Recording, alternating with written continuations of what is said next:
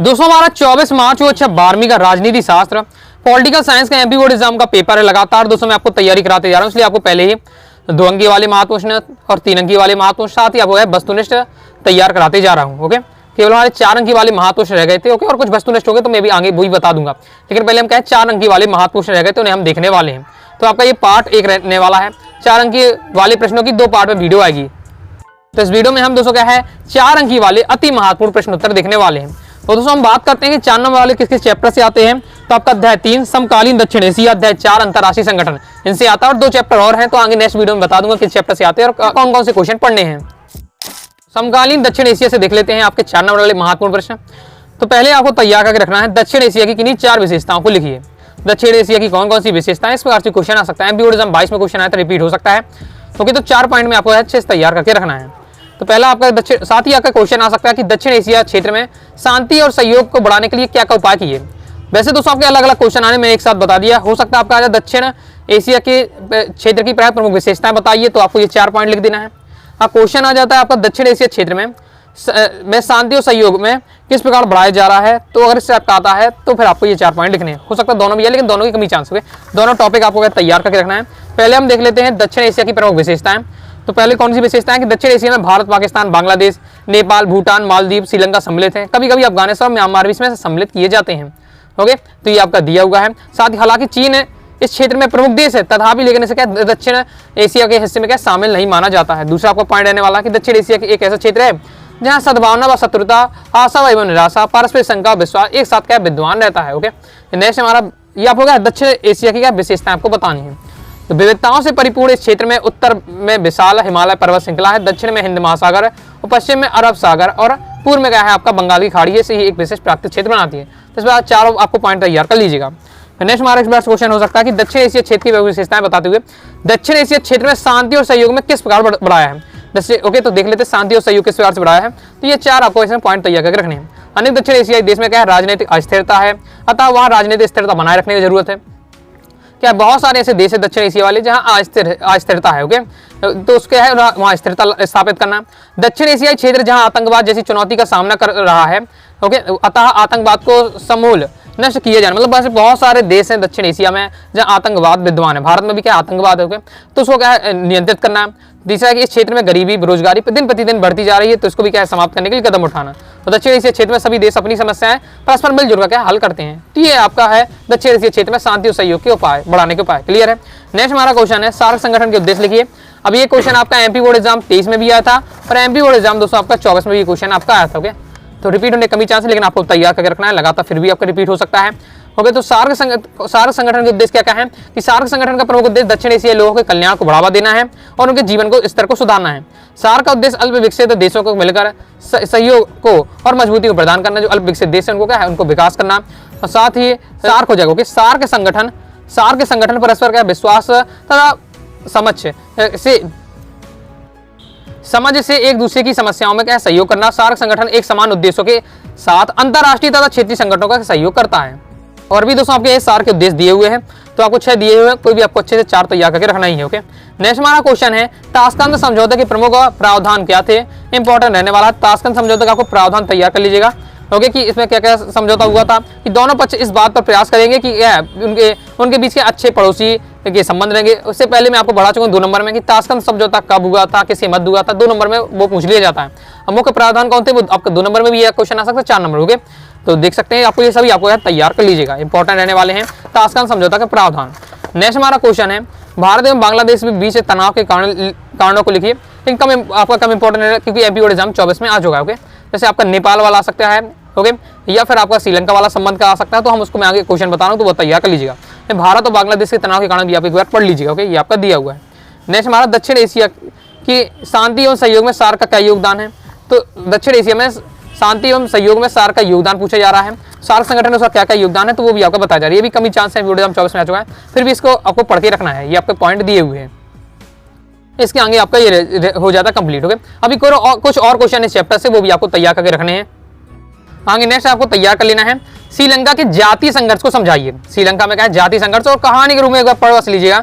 आपको समझ में आ जाएगा। अगर नहीं समझ में आ रहा तो आप क्या यूट्यूब पर भी अगर सर्च कर लीजिए श्रीलंका जातीय संघर्ष, 2-4 मिनट की कोई भी वीडियो आप देखेंगे आपको समझ में आ जाएगा एनिमेटेड रूप से। ओके, अगर आपको क्या पढ़ने में दिक्कत होती है तो एक बार आप क्या ऐसे भी कर सकते हो। बहुत ज़्यादा सिंपल आपका रहने वाला है। उसमें क्या हुआ, श्रीलंका के जातीय संघर्ष में भारतीय मूल तमिल की भूमिका प्रमुख है। ओके, क्या कि अंग्रेजों ने क्या है जो तमिल एरिया के लोग थे उन्हें क्या है श्रीलंका भेज दिया, क्योंकि पहले जो अंग्रेज क्या है जो भारत को भी गुलाम बनाए थे साथ ही श्रीलंका को भी गुलाम बनाए थे। तो वो क्या है काम करने के लिए जो अंग्रेज क्या है तमिलनाडु के लोग हैं उन्हें क्या है तमिल के जो लोग हैं उन्हें कहाँ भेज देते, श्रीलंका भी भेज देते। तो वहीं बहुत सारे तमिल लोग बस गए। तो आज़ादी से पूर्व अंग्रेज के तमिलों को क्या मजदूरों को श्रीलंका ले गए और वो जो वहीं आके बस गए। ओके, आज़ादी के बाद क्या है तमिल को श्रीलंका में बसना जारी रहा और लगातार क्या तमिल फिर आज़ादी के बाद भी क्या है बसते रहे श्रीलंका में। और जहाँ श्रीलंका का सिंगली समुदाय था, जो वहाँ के स्थानीय निवासी था उनका सिंगली समुदाय, उनका मानना था कि ये जो तमिल लोग हैं उनकी क्या है जो उनके जो संसाधन उनका यूज कर रहे हैं। ओके, जबकि ये बाहरी लोग हैं, भारत के लोग हैं, और जबकि श्रीलंका के संसाधनों का उपयोग कर रहे हैं, वहाँ की नौकरियाँ ले रहे हैं। ओके, इस प्रकार से। ओके, तो इनमें इन दोनों पे क्या लगातार क्या आपस में लड़ाई हो गई। फिर इन्होंने क्या संगठन बना दिया। Okay, Tamil Nadu liberation tigers of Tamil इलम, ऑब्जेक्ट में पूछ लिया जाता है जैसे लिट्टे कहा जाता है शॉर्ट फॉर्म में। ओके, ये अलगाववादी एक संगठन था और इसमें आपस में लड़ाई होती रही। इस प्रकार से आपका दिया हुआ है, पढ़ लीजिए, सिंपल आपको समझ में आ जाएगा। आगे नेक्स्ट आपको क्वेश्चन तैयार करना है, भारत एवं नेपाल के मध्य कौन सी संधि हुई। अभी आपका क्या है एक वाक्य नहीं पूछा जा सकता, एक शब्द में आप बता सकते हैं। बाकी अगर लॉन्ग में इस बार से आ जाता है थोड़ा आपको संधि के बारे में बताना पड़ेगा, तो एक बार संधि के बारे में भी आपको पढ़ के रखना। लेकिन ऑब्जेक्ट में इसके हाई चांस है एक शब्द में पूछ लिया जा सकता है कौन सी संधि हुई। ओके, तो तैयार करके आपको रख लेना है। एक शब्द एक वाक्य में लिखना पड़े तो शांति व मित्रता मैत्री संधि हुई थी। ओके, आगे नेक्स्ट लास्ट चैप्टर से आपको तैयार करके रखना है, भारत श्रीलंका में मतभेद के कारण लिखिए। भारत और श्रीलंका में क्या मतभेद है, तो क्या कारण है। पहले क्या है अल्पसंख्यक भारतीय तमिल को क्या मुख्य धारा से शामिल ना करना। जो श्रीलंका वाले लोग हैं वो क्या है तमिल जो हमारे पहुंच रहे हैं, ओके, जो मैंने आपको बताया जिन्होंने लिट्टे समूह बना लिया आ जाकर, तो उनकी अभी भी क्या उपेक्षा होती है। जबकि ये भारत का गलत समझता कि वो लोग वहाँ पहुंच गए हैं, तो अभी क्या रहने देना चाहिए इस बार से। इस बार से जैसे श्रीलंका का चीन की ओर क्या है झुकाव, जो कि क्या है भारत के लिए हित में नहीं है। श्रीलंका क्या है चीन की ओर झुकाव हो रहा है। ओके, अगर मान लीजिए जो चीन है श्रीलंका में क्या है एयरपोर्ट या कुछ भी ले लेता तो क्या भारत के लिए दिक्कत की समस्या हो जाएगी। भारत और श्रीलंका के मध्य समुद्री सीमा का निर्धारण की समस्या की वजह से भी क्या है दोनों देश में मतभेद उभरता रहता है कि जो हमारी सीमा है ओके समुद्री सीमा का निर्धारण, तो उसके लिए भी क्या है आपस में मतभेद होता रहता है। और गृह युद्ध की समाप्ति के बाद भी श्रीलंका में अल्पसंख्यक तमिलों को मुख्य धारा में शामिल नहीं किया गया और उन्हें राजनीतिक अधिकार अच्छे से प्रदान नहीं किए जा रहे हैं। ओके, और भारत सरकार इनसे आग्रह भी कर चुके श्रीलंका से, लेकिन फिर भी इसका इग्नोर कर दिया जाता है, नजरअंदाज कर दिया जाता है। तो ये भी आपको तैयार करके रखना है। आगे नेक्स्ट हमारा अध्याय 4 अंतरराष्ट्रीय संगठन है। यहाँ से भी दोस्तों आपका 100% फिक्स रहता है कि आपका यहाँ से 4 नंबर का क्वेश्चन आना ही है। अब देख लेते हैं कौन कौन से यहाँ से तैयार करने हैं। आगे बढ़ने से पहले बताना चाहूंगा आप पीडीएफ बढ़िया प्राप्त करना चाहते हैं पॉलिटिकल साइंस के कोर्स को आप ज्वाइन कर सकते हैं। इसमें all chapter important question answer, all chapter objective question answer, previous year paper, model paper, साथ ही 2 अंक की 3 अंक की इस प्रकार से अलग से क्वेश्चन दिए जाएंगे। जो भी मटेरियल रहेगा पीडीएफ मटेरियल रहेगा तो कम समय आप तैयारी कर पाएंगे, बार बार अपने हिसाब से रिवीजन कर पाएंगे। बहुत सारे विद्यार्थियों कमेंट थे कि कोर्स लेना चाहते हैं लेकिन फीस के कारण नहीं ले पा रहे, तो उसकी फीस मैंने सीधे कहा है 50% ऑफ कर दी है। तो अभी एक 199 का कोर्स ना होकर केवल 99 रुपये में दिया जा रहा है। सीधे मैंने क्या आपको कहा है 50% ऑफ कर दिया है। तो अब अगर पीडीएफ मटेरियल आप प्राप्त करना चाहते हैं तो अभी कोर्स ले सकते हैं 90 39 53 44 79 इस दिए व्हाट्सएप नंबर पर मैसेज करके। तो देख लेते हैं कौन कौन से इंपॉर्टेंट हमारे अंतरराष्ट्रीय संगठन वाले चैप्टर से। पहले ही आपका इंपॉर्टेंट रहने वाला है अंतरराष्ट्रीय संगठन है, इसके 4 कार आपको बताइए। लेकिन ये क्वेश्चन लगातार आ चुका है, वीडियो 23 में आया है, 24 में आ चुका है, 25 में भी आ सकता है क्योंकि आप क्वेश्चन लगातार अब यहाँ देखने को मिल रहे हैं। पॉलिटिकल साइंस ही ऐसा सब्जेक्ट है जहाँ क्या लगातार 23 में आया तो बहुत सारे क्वेश्चन 24 में आ गए। ओके, नहीं तो क्या होता है कि जो 22 में आया क्वेश्चन ओके आपके या 23 में आया तो वो 25 में आते हैं, लेकिन यहाँ तो 23 वाले 24 में भी आ जाए तो आपको क्या फिर भी आपको यहाँ तैयार करके रखने ही। ओके, रिपीट आपका हो सकता है। तो अंतरराष्ट्रीय संगठन के आपको 4 कार्य पढ़ के रखना है। पहला क्या कार्य होता है कि अंतरराष्ट्रीय प्रणाली में अपने सदस्यों को राष्ट्रीय हितों में एकीकरण तथा व्यक्ति हेतु विविध कार्य क्रियान्वित करते हैं। ओके, मतलब देश के विकास के लिए क्या ये विभिन्न प्रकार के कार्यक्रम चलाते हैं। इस प्रकार से यह संगठन राज्यों का समाजीकरण करते हुए उन्हें वैश्विक प्रणाली में ढालते हैं। जिस तरह राष्ट्रीय व्यवस्था में नागरिकों को सामाजिक बनाने हेतु सैन्य बलों तथा विद्यालय जैसे संस्थाएं हैं, ठीक उसी प्रकार से अंतरराष्ट्रीय संगठन भी उन्हें इसी तरीके से प्रशिक्षित करती है। यानी अगर हमें क्या है कुछ भी नॉलेज प्राप्त करना है, कैसे समाज में जीना है, ओके किस प्रकार से सिस्टम काम करता है, तो हम क्या है अध्ययन करते, पढ़ाई लिखाई करते हुए हर प्रकार से। लेकिन अगर किसी देश को कैसे चलाना है, अपनी जनता को किस प्रकार से उनकी सेवा करनी, इस प्रकार से मतलब बातें होती है देश को चलाने की, वो हमें कौन बताएगा। ओके, तो वो अंतरराष्ट्रीय संगठन बताती है हर देश के लीडर को इस प्रकार से। जैसे यह संगठन अपने सदस्यों के मध्य संबंधों की व्यवस्था हेतु क्या नियम निर्मित करते हैं। ओके, यह नियम एक निर्णय, संकल्प, सिफारिश, सम्मेलन, घोषणा तथा संधि समझौते के रूप में होते हैं। ये संबंध स्थापित करने के लिए क्या कई तरीके अपनाते हैं। ओके, ये संकल्प करवाते हैं या उनके सिफारिशों की बात होती है या घोषणा पत्र या संधि करवाते हैं, इस प्रकार से भी काम रहता है। और यह संगठन अंतर्राष्ट्रीय संबंधों के संचालन हेतु मापदंडों और कानूनों का निर्माताओं के रूप में भी कार्य करता है। ओके, और ये देश के लिए क्या कानून भी बनाता है इस टाइप से। तो ये आपके कार्य रहने वाले हैं। नेक्स्ट हमारा क्वेश्चन है, संयुक्त राष्ट्र संघ के 4 प्रमुख उद्देश्य लिखिए। अब ये इंपॉर्टेंट है, हाई चांसेस के आने के, क्योंकि एमपी बोर्ड एग्जाम 22 में है, फिर नहीं है तो आप कहा सकता है संयुक्त राष्ट्र संघ के उद्देश्य तो पढ़ के आपको रखना है। देख लेते हैं संयुक्त राष्ट्र संघ के क्या क्या उद्देश्य होते हैं। पहला है, और सिंपल भी आपका रहने वाला है, कि युद्ध एवं विवादों में शांतिपूर्ण समाधान। ओके, संयुक्त राष्ट्र संघ क्या करता है, जब 2 देश आपस में लड़ जाते हैं तो देशों का कौन सुलझाएगा, तो सुलझाएगा संयुक्त राष्ट्र संघ से सुलझाएगा। ओके, उनमें क्या है, विवादों को शांतिपूर्ण समाधान, की ज्यादा युद्ध मुद्द ना हो, सिर्फ उनकी वार्तालाप उनमें करवाता है आपस में। ओके, नेक्स्ट हमारा समानाधिकार एवं आत्मनिर्णय। ओके, साथ ही ये देशों में दो देश है, ओके, उनमें क्या है, मैत्रीपूर्ण संबंध विकास करता है, साथ ही विश्व की शांति को क्या है, बनाए रखने का प्रयास करता है। विभिन्न समस्याओं का समाधान, अगर देश को क्या समस्या आ जाती है तो वो कहाँ पूछेगा। ओके, इस प्रकार से तो उनके लिए क्या है, ये काम करता है। कोई देश को कुछ भी समस्या है, कुछ भी ओके देश के संबंधित, तो क्या है, कोई भी डाउट आ जाता है देश को वाले व्यक्तियों को, लीडर को, तो किससे, संयुक्त राष्ट्र संघ से सलाह ले सकता है। क्योंकि संयुक्त राष्ट्र संघ में क्या है, कई देशों के लीडर होते हैं, तो सब मिलकर आपस में क्या है, समाधान आसानी से कर लेते हैं। फिर समन्वय की स्थापना, समन्वय की स्थापना यानी क्या है, सभी देशों में तालमेल बनाना, मतलब है समन्वय। ओके, क्लियर है, तो ये आपके रहते हैं। तो आपको हेडिंग में से याद करनी है। फिर मैंने बातें आपको जिस बार से एक लाइन में समझा रहा हूँ, इसी बार से अगर बातें माइंड में रखते हैं तो फिर उसकी आप थ्योरी लिख पाएंगे आसानी से। समझने का ये थोड़ा बहुत फायदा रहता है कि थ्योरी आप अपने से लिख पाएंगे, और हेडिंग थोड़ा आपको एज इट इज रट लेना है। ओके, हेडिंग बस रटिएगा, बाकी आपको है पूरा एक लाइन पढ़ेंगे तो फिर आप ऐसे में 1 ही 2 क्वेश्चन पढ़ पाएंगे। ओके, 1-2 दिन में कुछ नहीं, फिर आपको क्या है, ज्यादा नहीं तैयार हो पाएगा, 1-2 क्वेश्चन पढ़ पाएंगे। आपको क्या करना चाहिए, उनकी मेन में हेडिंग याद करना चाहिए।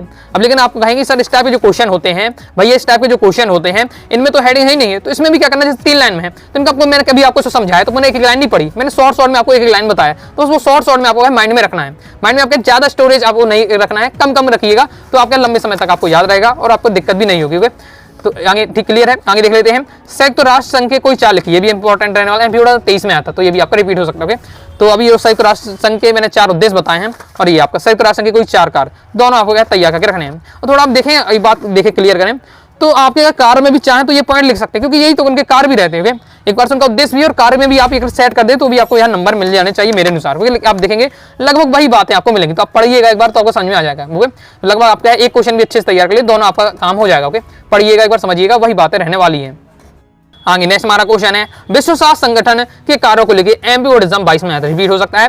तो विश्व स्वास्थ्य संगठन है, इसका क्या कार्य है, देखिए लिखा ये नाम है विश्व स्वास्थ्य संगठन, यानी पूरे विश्व का स्वास्थ्य संगठन। ओके, यदि किसी देश को क्या है, कुछ दवाई की आवश्यकता है, ओके, कोई देश को दवाई की आवश्यकता है, लेकिन उसके उस एरिया के जो वैज्ञानिक है, यानी उस देश के वैज्ञानिक है, वो नहीं बना पा रहे हैं, और लेकिन किसी दूसरे देश ने क्या है, वो दवाई बना ली है, तो हम क्या उनसे मंगा सकते हैं, ले सकते हैं, इस प्रकार से। तो ये होता है, ये किसके माध्यम से, विश्व स्वास्थ्य संगठन के माध्यम से। ओके, तो स्वास्थ्य संगठन का प्रमुख कार्य विश्व के देशवासियों की बीमारियों की रोकथाम करने के लिए जागरूक करता है, रोकथाम के लिए क्या जागरूक करता है। विश्व स्वास्थ्य संगठन द्वारा टीका और औषधियों के हेतु अंतर्राष्ट्रीय मापदंड निर्धारित किए जाते हैं, यानी ये क्या है, जो बड़ी बड़ी कंपनियां होती हैं उनकी ये निरीक्षण करता है कि ऐसे नहीं ये गलत सलत दवाई बना रहे हो इस प्रकार से, और साथ ही उनका क्या, उनकी जांच भी करता है, उन्हें मान्यता भी प्रदान करता है। ओके, विश्व स्वास्थ्य संगठन सार्वजनिक क्षेत्र में सक्रिय लोगों को प्रशिक्षण भी देने का कार्य करता है, साथ ही डॉक्टरों को और अन्य लोगों को भी प्रशिक्षण देता है स्वास्थ्य संबंधित। विश्व स्वास्थ्य संगठन सिर्फ रोगियों का उन्मूलन नहीं करता, बल्कि धैर्य, संपूर्ण शारीरिक, मानसिक और सामाजिक कल्याण को प्रोत्साहन करता है। अब विश्व स्वास्थ्य संगठन ऐसा नहीं है तो इसका मतलब ये नहीं कि केवल ये रोगों का उपचार करे, रोगों को मिटाए। इसका काम क्या है, रोग कैसे होते कैसे हैं, मैंने शारीरिक होते हैं, मानसिक होते हैं। ओके, कई लोग ऐसे होते हैं जो बहुत शरीर हट्टा कट्टा होते हैं, मान लीजिए बॉडी बिल्डर है, फिर भी क्या है बहुत जल्दी क्या है वो रोने लग जाते किसी बात पर, तो क्या मानसिक रूप से कमजोर है, शरीर तो मजबूत है तो एक बार से वो भी रोगी, लेकिन मानसिक रोगी, तो हर प्रकार के रोगी, यानी शारीरिक, मानसिक, सामाजिक कल्याण वाली जो समस्या है उनको भी क्या समाधान करते हैं इस प्रकार से। तो इस प्रकार से आपको तैयार करके रखना, बिल्कुल सिंपल और शॉर्ट में दिया हुआ है। नेक्स्ट हमारा क्वेश्चन है, अब भैया एमपी बोर्ड एग्जाम 24 में आ चुका है, तो कमी चांस है, पढ़ के रखना है। क्या है, संयुक्त राष्ट्र संघ के अंग। ओके, मतलब इससे मेरा मतलब रहता है जो बता दूं कि हाई चांस है तो उनको थोड़ा अच्छे से पढ़ना है, और जिनको आपको लगता है कि हाँ इससे कमी चांस लग रहा है तो उसकी हेडिंग पढ़ लीजिएगा, एक बार पढ़ के ऐसा रखना है आपको, ये रहता है। ओके, तो देख लेते हैं अपन संयुक्त राष्ट्र संघ के आपको क्या अंग लिखने हैं। तो महासभा है, सुरक्षा परिषद है, आप हेडिंग याद कर लीजिएगा। ओके, ऑब्जेक्ट में भी आप कह सकता है, आर्थिक एवं सामाजिक परिषद है, न्याय परिषद है, और आपका अंतर्राष्ट्रीय न्यायालय, सचिवालय है। तो ये आपके हैं संयुक्त राष्ट्र संघ के अंग। ओके, और अगर ये आप तैयार कर लेते हैं ये सब बातें, तो मैं बता रहा हूँ यहाँ से आपको क्या है, ऑब्जेक्टिव टाइप बन जाते हैं कि ओके कि संयुक्त राष्ट्र संघ का सचिवालय कहाँ, इस टाइप से बन जाते हैं।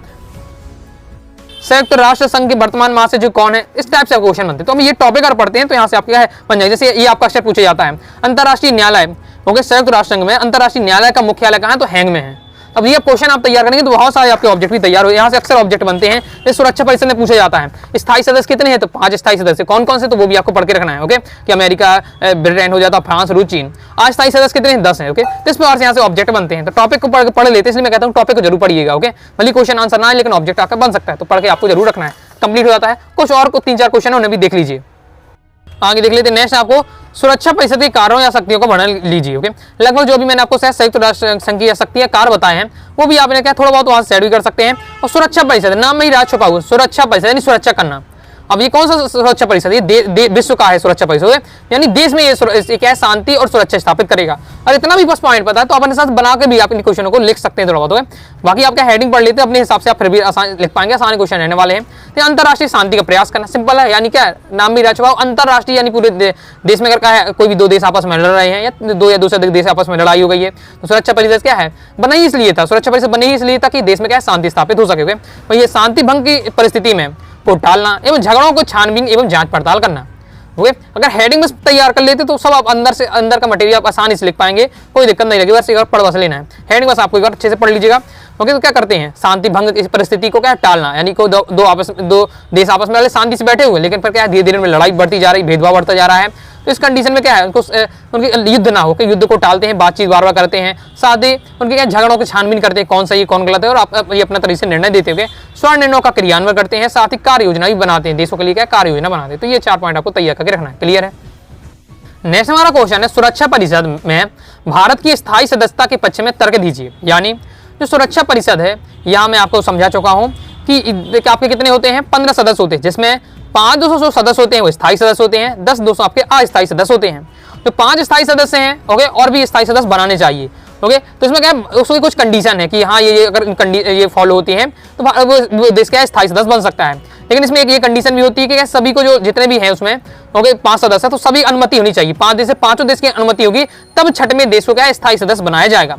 लेकिन जैसे आपको पता है कि चीन भी क्या स्थायी सदस्य है, उसके मतभेद रहते हैं, तो चीन हमेशा क्या है, वीटो पावर का यूज करता है, वीटो पावर दी जाती है।